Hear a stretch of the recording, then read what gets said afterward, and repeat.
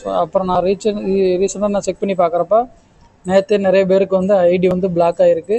So யாரெல்லாம் profile fill up பண்ணாமல் இருக்காங்களோ அவங்க எல்லா ஐடியுமே பிளாக் ஆகிருக்கும்.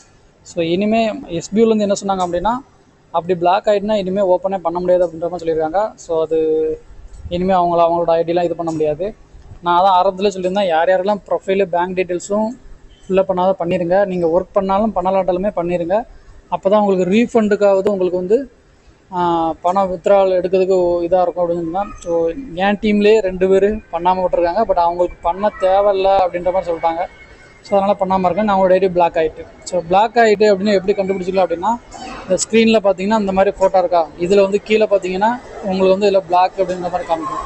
ஸோ இது மூலிமா நமக்கு வந்து ஐடி பிளாக்ல இருக்கா அப்படின்னு சொல்லி தெரிஞ்சுக்கணும். சில பேருக்கு வந்து வேறு மாதிரி மிஸ்டேக் காமிக்கும். ஸோ இந்த மாதிரி எரர் காமிச்சு அப்படின்னா